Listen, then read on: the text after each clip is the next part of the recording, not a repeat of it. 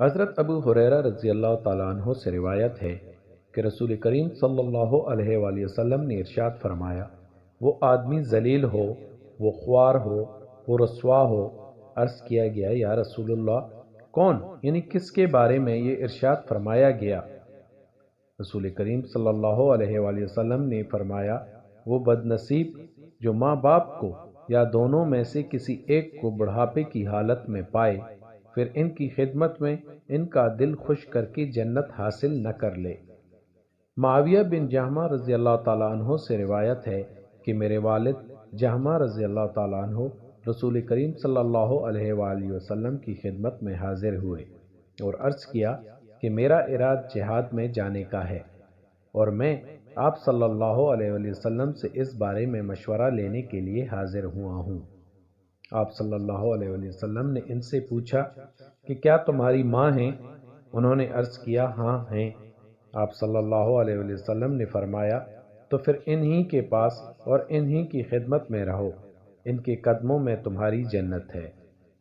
حضرت عبداللہ بن عمر رضی اللہ تعالی عنہ سے روایت ہے کہ رسول پاک صلی اللہ علیہ وآلہ وسلم نے ارشاد فرمایا، اپنے آبا یعنی ماں باپ کی خدمت و فرما برداری کرو، تمہاری اولاد تمہاری فرما بردار اور خدمت گزار ہوگی، اور تم پاک دامنی کے ساتھ رہو، تمہاری عورتیں پاک دامن رہیں گی۔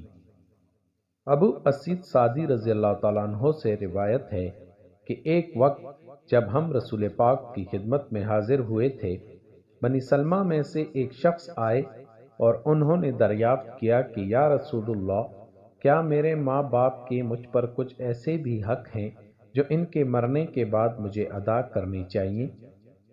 آپ صلی اللہ علیہ وآلہ وسلم نے فرمایا، ہاں، ان کے لیے خیر رحمت کی دعا کرتے رہنا، ان کے واسطے اللہ سے مغفرت اور بخشش مانگنا، ان کا اگر کوئی عہد و معاہدہ کسی سے ہو تو اس کو پورا کرنا، ان کے تعلق سے جو رشتہ دار ہوں ان کا لحاظ رکھنا اور ان کا حق ادا کرنا، اور ان کے دوستوں کا اکرام و احترام کرنا۔ پیاری پیاری احادیث کے لیے چینل کو سبسکرائب کریں۔